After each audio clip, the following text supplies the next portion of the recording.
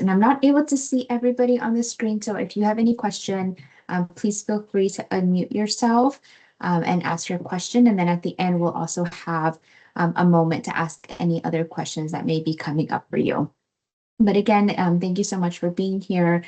This is now our, I believe, 6th DAYC refresher that we have. So we're going to be having one every quarter. So the next one will be in April.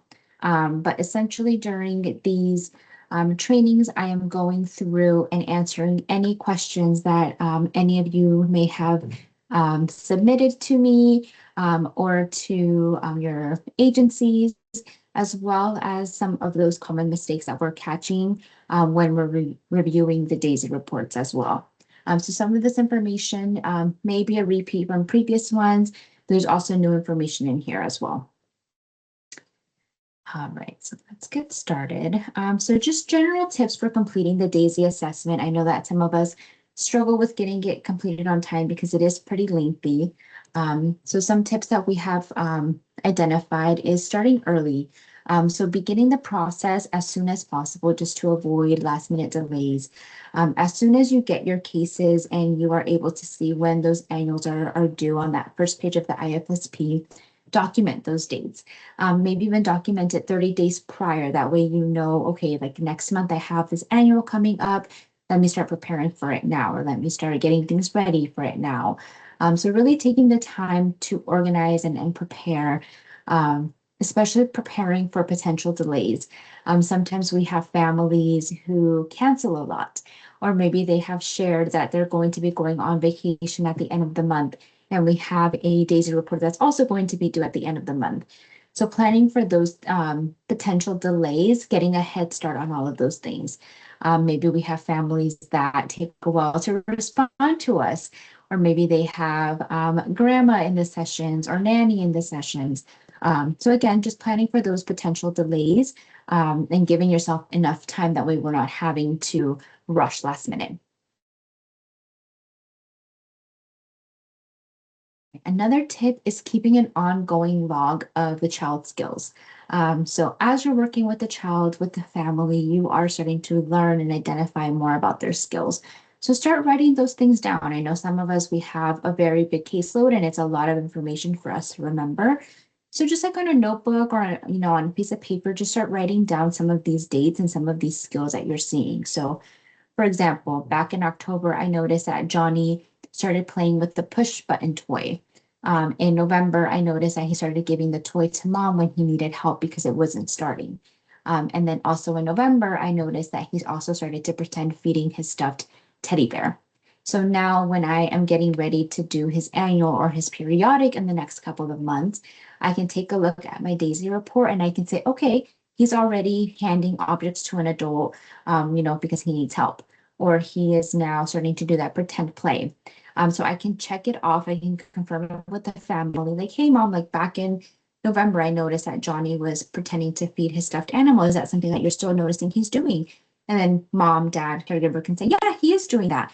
So then I know, like, okay, cool. Now I'm going to give him a 1. So it's going to save you that time because now you're not going to have to go through that entire assessment during that moment because you've been capturing all this information these upcoming months.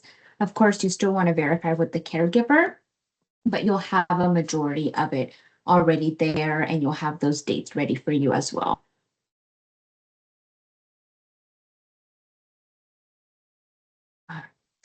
Family engagement. So I know that this is another big barrier where sometimes the family isn't always available so that we can review the DAYC report with them or get the signature, talk about the progress or talk about the outcomes, where they want the child to go.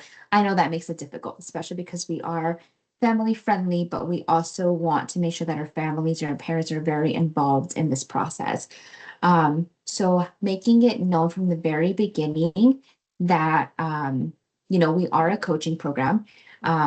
If we start with the family and we start working with the child and we don't really incorporate the parent, and then when we do want the parent to be involved, it's going to be hard to create that change.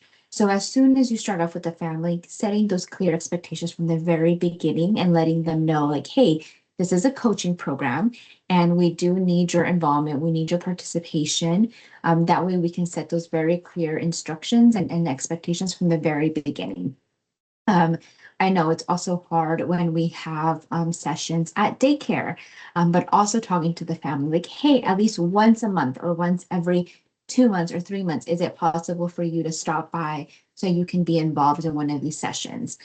Even if they're joining in through like FaceTime or Zoom, but really we want to make sure that we're having that family engagement because we also want them to know what's going on during our sessions to help carry out those strategies, but it's also going to make the process of us completing our DAYC report a lot easier because they're going to know what it is that we're working on. They're going to be a little bit more aware of where the child should be and what we want to work on in the future. So really having that parent participation is going to be very important, and we want to make sure that we're setting it from the very beginning if possible.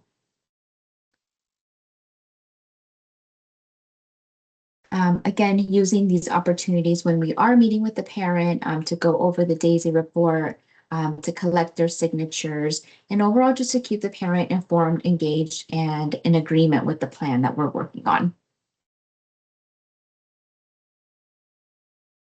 All right, so now we're going to go through each of the sections of the DAYC report. A lot of this information may be things that you already know, but these are some of the common mistakes that we're finding when we are reviewing the DAYC reports. So for this first section, it's identifying information on the child. So really just making sure that we are filling out all of these boxes with the correct information.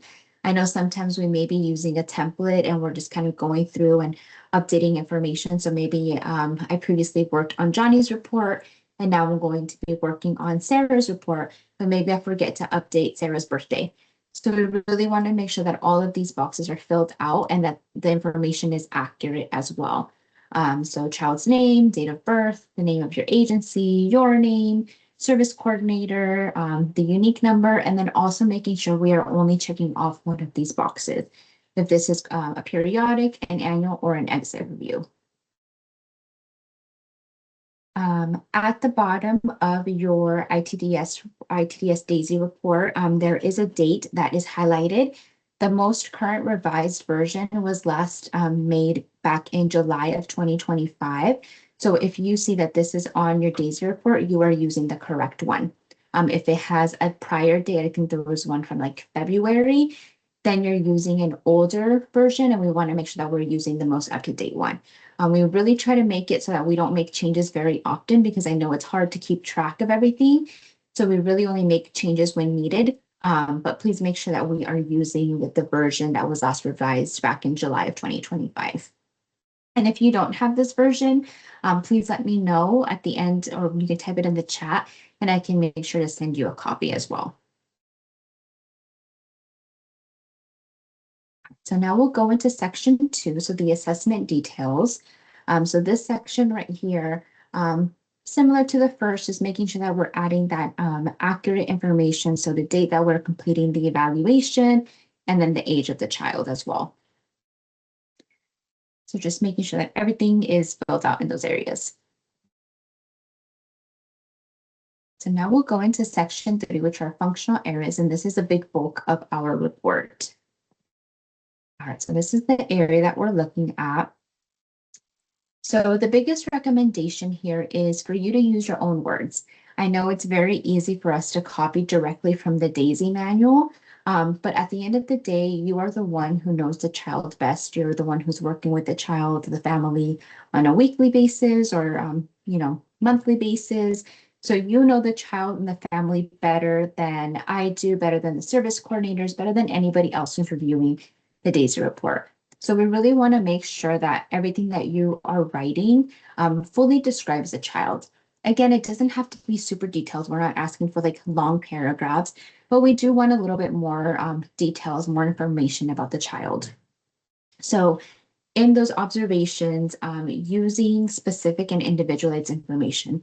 So instead of saying Johnny uses 5 words, I can say Johnny uses 5 words, but I'm going to explain the 5 words that he's using. He says mama, he says dada, he says nana for banana, he says walk for water, and he says bye when he wants to go outside.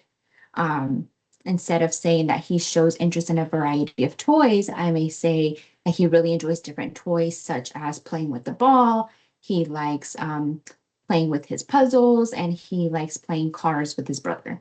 So again, adding more of those details that we were able to get a better idea of the child. And it's also going to be helpful for the parent because when they're reading this, they're going to be like, oh yeah, that's right. That is exactly what Johnny is doing. So it's also helpful for them to get a better idea of their child as well. We also want to avoid using any clinical or technical terms. We want to make this very clear, simple, family-friendly language. So instead of saying that the child is vocalizing using vowel and consonant sounds, I'm going to give more examples. So he is using words like mama when he wants food. He's saying mill for milk, up to be picked up. So again, adding more of those details.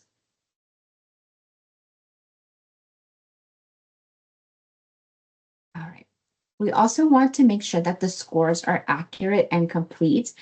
Sometimes we have noticed where in this section on the right-hand side, it'll show some scores. And then when it comes to the visual chart, it'll show a different set of scores. So again, just making sure that the scores match up and that they are the same in both of these areas. Let's see. And then also if there is an area that has a delay, making sure that we are checking off that box as well. All right, so now we'll go into section 4, which are the outcomes. This is another big part of the report. So this section right here. All right, so we always want to refer to the most recent IFSP so that we can make sure that everything that is in that IFSP when it comes to the outcomes is being reported in our DAYC report. We are working on transitioning to making our outcomes functional, measurable, more family friendly. So you may have seen over the past couple of months that some of the functional outcomes have been changing a little bit more to being a little bit more detailed, maybe a little bit more lengthy.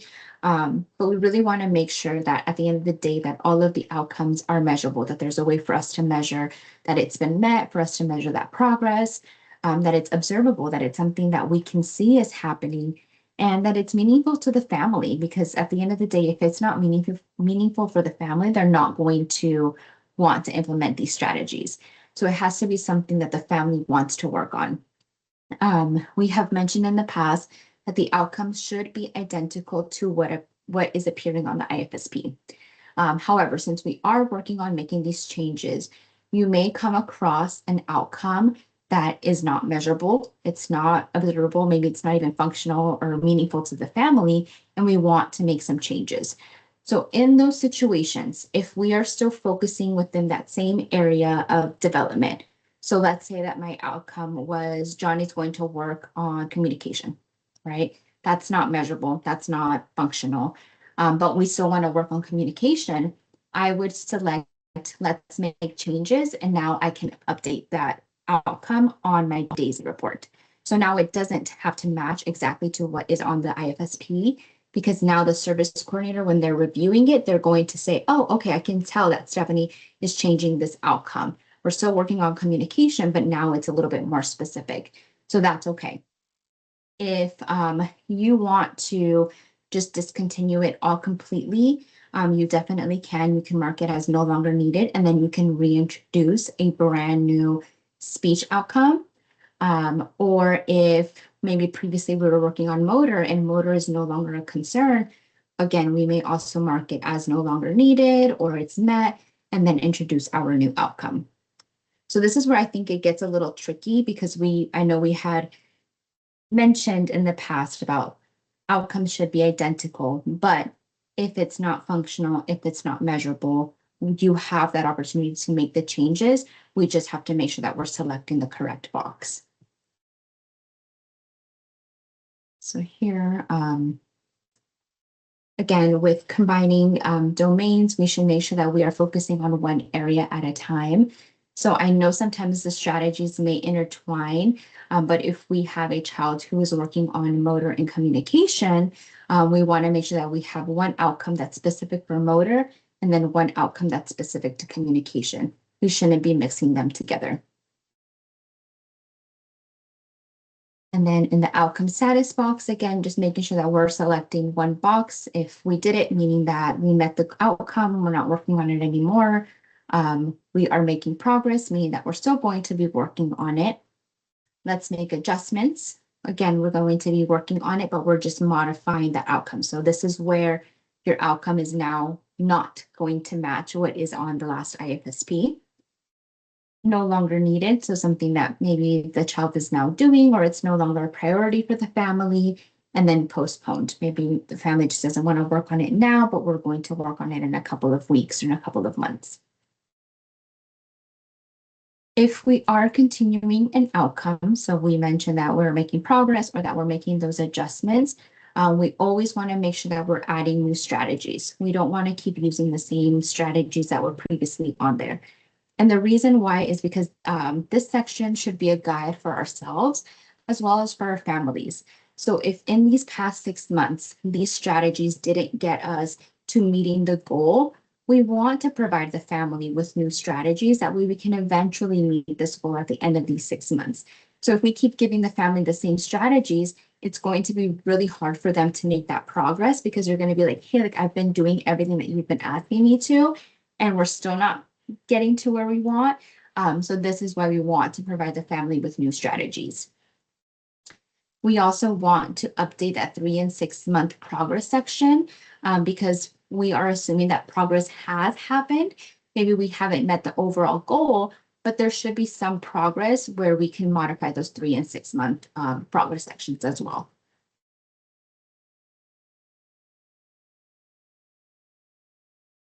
So if your outcome is functional and measurable, it is going to match exactly what is on that last IFSP, and we're going to select we're making progress. If your outcome is not functional, not measurable, and it requires a small adjustment, so maybe we're just going to add some examples to make it now measurable, then select let's make adjustments and then update your outcome. If your outcome is not functional, not measurable, and it needs a little bit more of those changes, then I would suggest either selecting no longer needed and then introducing a new outcome that is now going to be functional and measurable. So this is one of those slides that I do recommend to take a screenshot or take a picture of it, because this is one of those areas that I know we do get a lot of confusion with. So if your outcome needs a little bit of adjustments, just select, let's make adjustments, make the change. Or if it needs a lot more work, just mark it as no longer needed and then introduce your new outcome.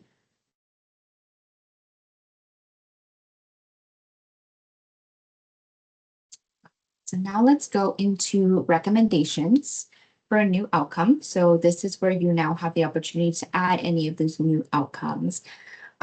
So this is where you would add one if we previously met an outcome or if there is now a new area of concern.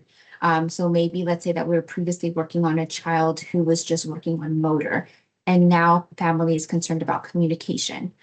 So that's where we would now add a communication goal. If we are recommending a consult, making sure that there is always a related outcome. So a speech consult, there needs to be a speech outcome. If there is a PT consult, there needs to be a motor outcome. If there is an OT outcome consult, there needs to be an OT related outcome. So making sure that there's always an outcome related to a consult.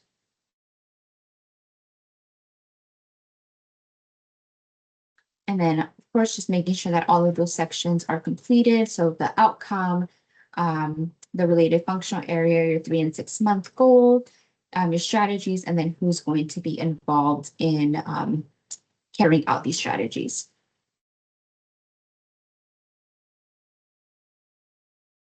If a child is close to meeting an outcome, it's best for us to plan on what we're going to work on next.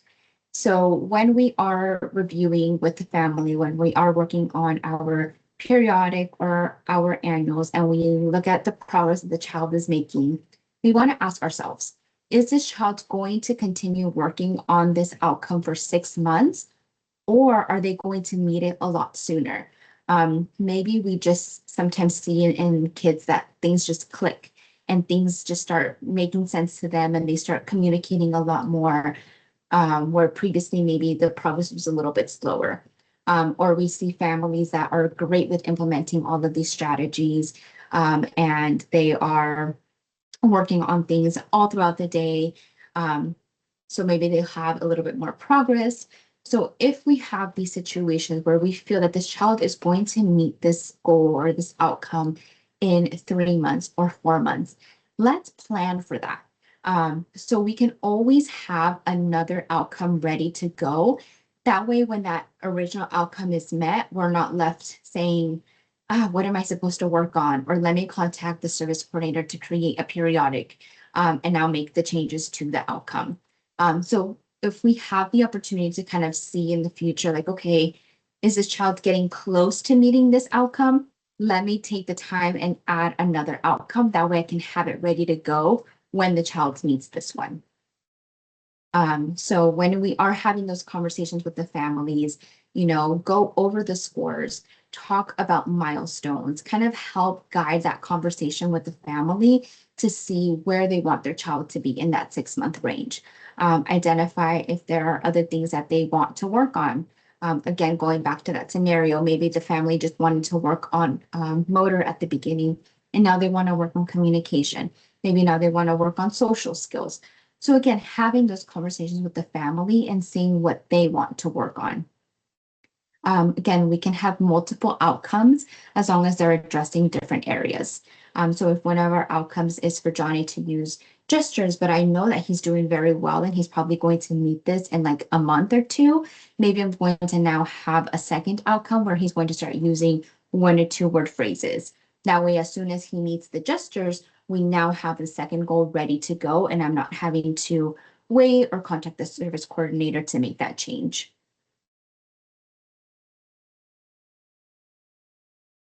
So now let's talk about recommendations. So this section right here, again, you are the person that is working with a child, that's working with a family. So you are able to make a better decision when it comes to the services that we're recommending, the frequency, the intensity, and such. Um, so we should always be looking into this area and adjusting the recommendations as needed.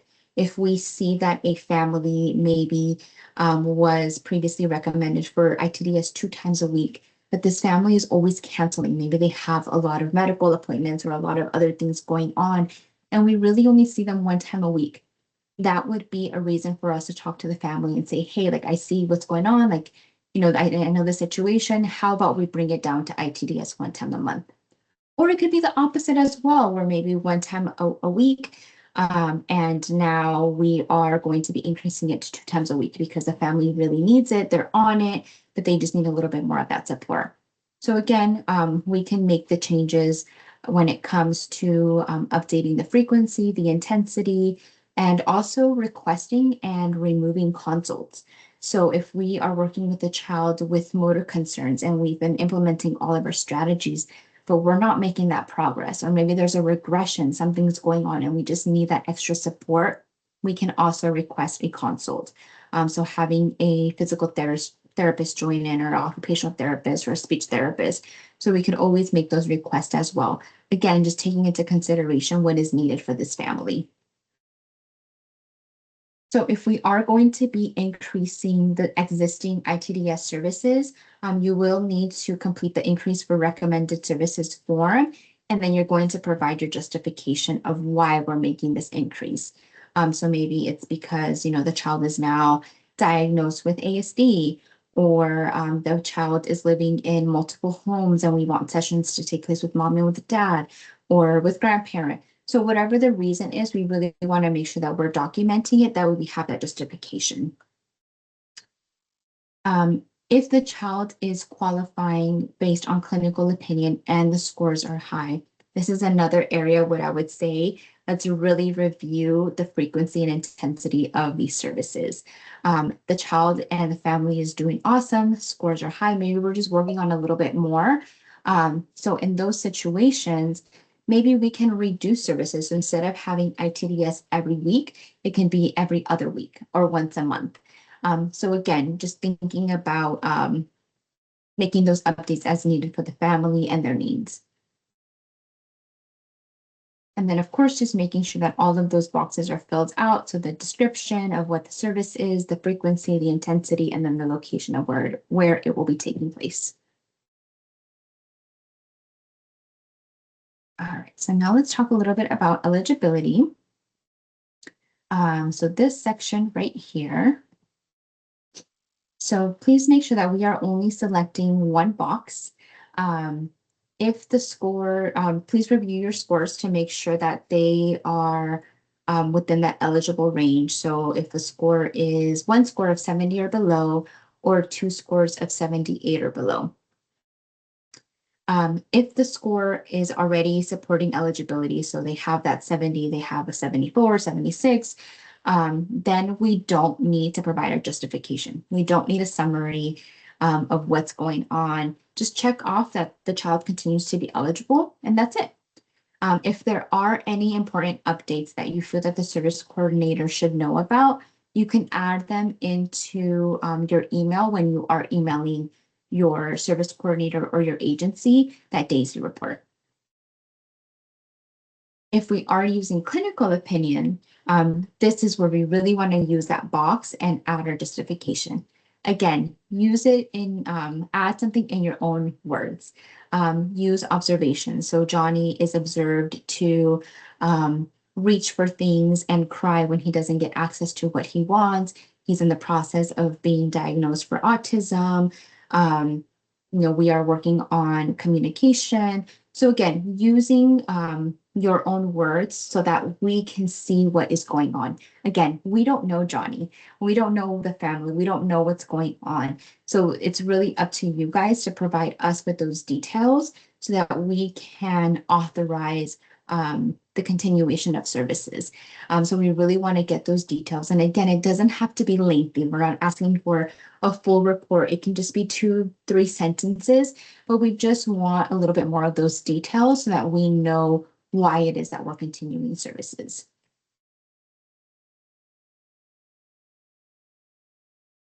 All right, so now we'll go into section 8, so acknowledgement and signature. So this section right here.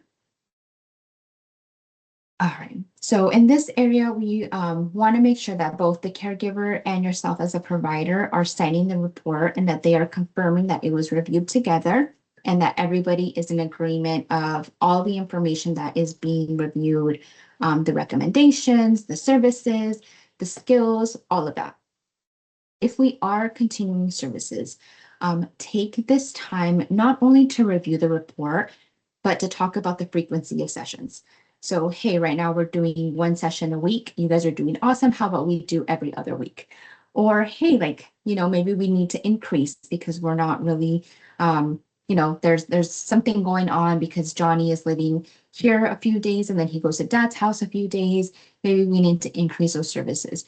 So again, using this opportunity to talk about the frequency and intensity with the family. Outcomes. We really want to make sure that the family knows what it is that we're working on. Do they have any other concerns? Maybe for us, we're like, hey, they're just working on communication. And then mom says, like, you know what, I've been struggling at bath time because Johnny doesn't do well when it comes to taking off his clothes and getting in the water. So that's something that I want to work on. Again, we wouldn't know unless we ask. We really want to ask the family what it is that they want their child to work on and where they see their child, where they would want the child to be within 6 months. This is where you can also go over those milestones to kind of help guide that conversation. If more than one outcome can be added onto the IFSP, so we can have, an outcome for communication, for motor, for social, etc.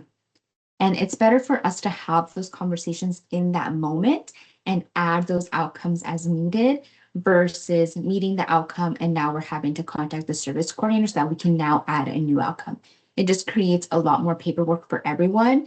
So it's easier to just have the conversation in that moment, add those backup outcomes, that way you have them ready to go.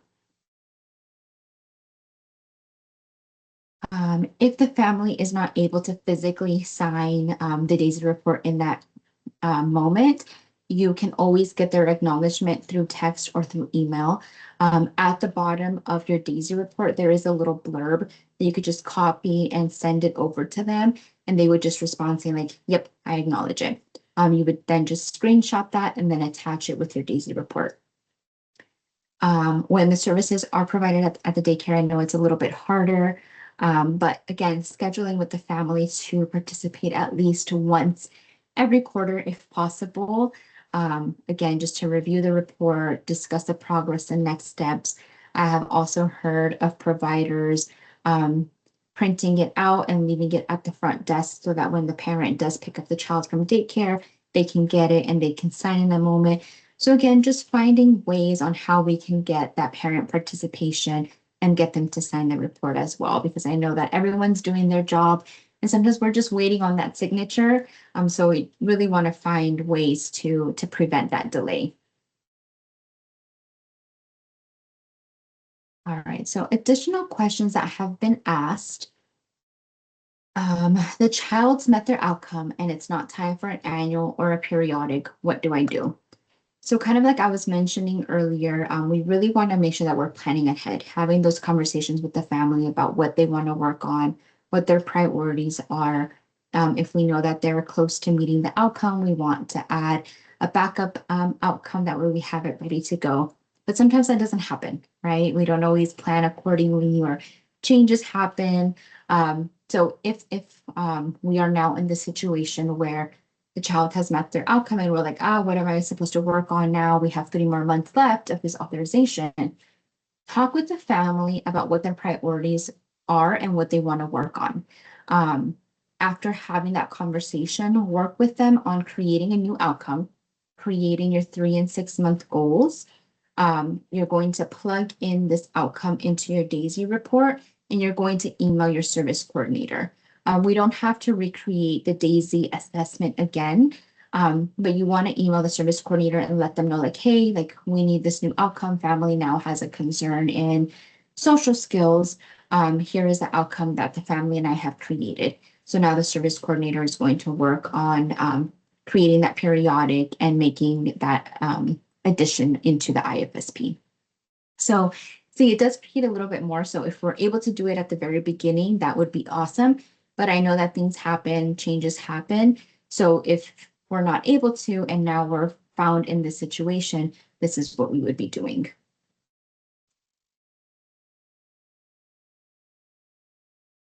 So another common question is that the family now wants to work on a new concern. And again, it's not time for annual periodic. What do I do? So similar in the situation, we have a family who was previously working on motor. So they were working on having the child walk, climb stairs so that they could play at the park with their sister. But now the child is becoming upset because she's unable to communicate what she wants during mealtime. So now the family wants to focus on communication. So similar as previous, we are going to talk to the family about their priorities. We're going to work together to create a new outcome, create that 3 and 6 month goal. And then we're also going to email the service coordinator, let them know that we're adding a new outcome and the reason why. And then they will have to work on getting it added into the IFSP. So the biggest reason why we're bringing this up is sometimes we think that we have to wait until an annual or we have to wait until a periodic, and we are just working on the same outcome, even though the child could be working on other things or we're kind of in that stuck phase. So we want to make sure that everyone knows that they have those options where we can make those adjustments to the IFSP and to the outcomes. We just have to let the service coordinator know so that they can add that in.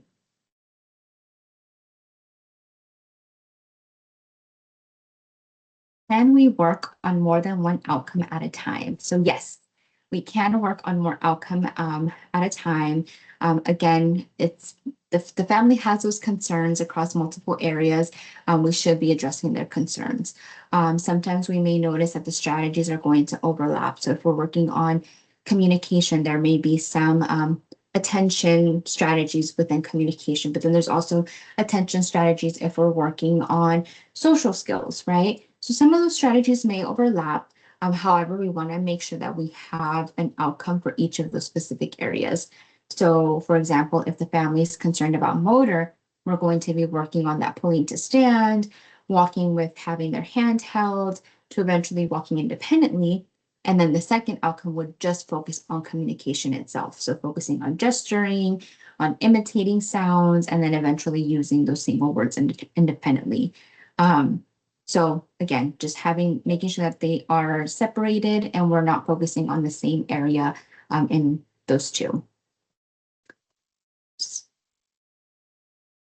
Go back. As long as it is something that the family has identified that they want to work on, it's appropriate for us to address within those outcomes. All right, so another question that we get or comment is that the service coordinator or other Easter Seal staff keep emailing me for corrections. I know it can be annoying, but just as your documentation is required to be submitted in a timely manner, service coordinators and other Easter Seal staff also have deadlines that we have to meet. So if we are reaching out to you for corrections or for clarifications, sometimes we may ask you like, hey, is it possible for you to submit this to me at the end of the week? We tend to give a couple of days because we know that everyone is busy, but we really want to make sure that we are getting things submitted on a timely basis. I know that everyone is busy. Sometimes we go from seeing one child to seeing another child, and we're having our lunch on the road. And I know that it's very busy, and I truly appreciate when you take the time to read our emails, but we would also appreciate a response.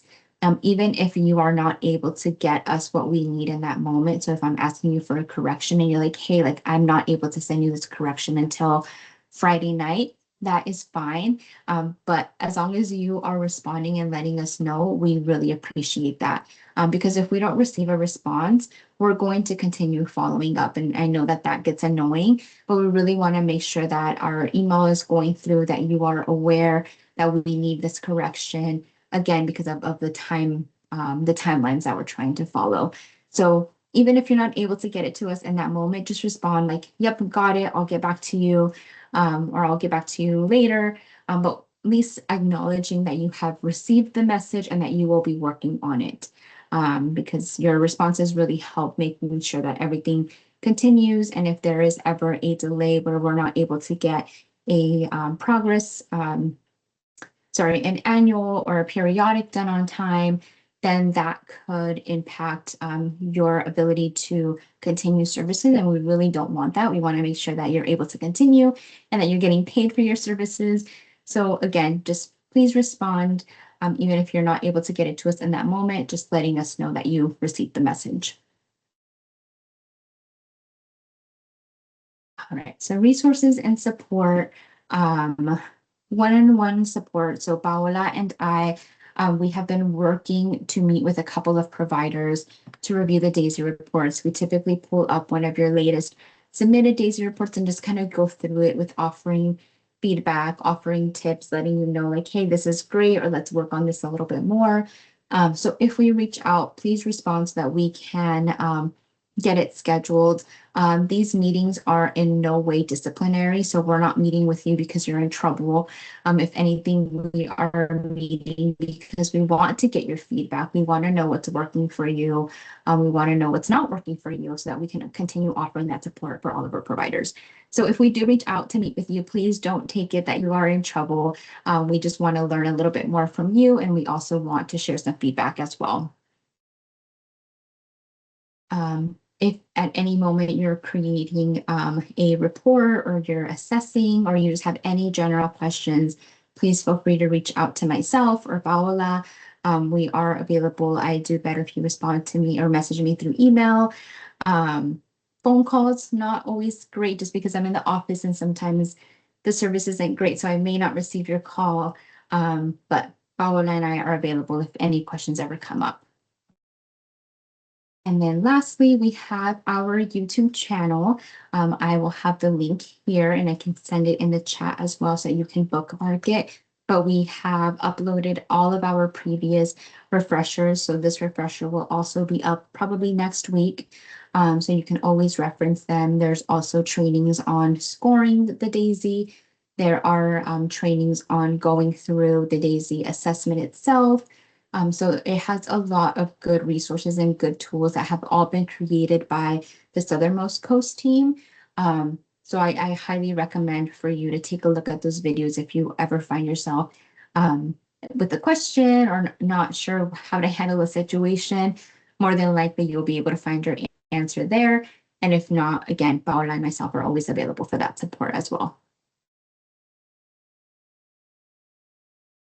And then, like I mentioned at the beginning, we are offering our meetings on a quarterly basis. So the next training will be taking place in April. So probably like a month before, I'll start sending out those email invites, but just mark it down in your calendar for April. Right. Any questions? I know that that was a lot of information.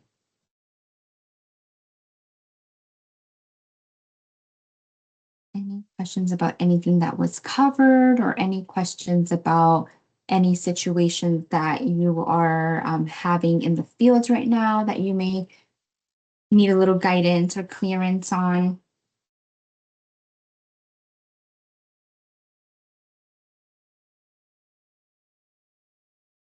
Mm, I'm okay, Stephanie. I thankful you and Paola gave me a one-on-one on this recently, so I'm I'm okay. Thank you. of course. Thank you. All right. Well, again, I appreciate all of you for coming and joining and participating today. Like I mentioned,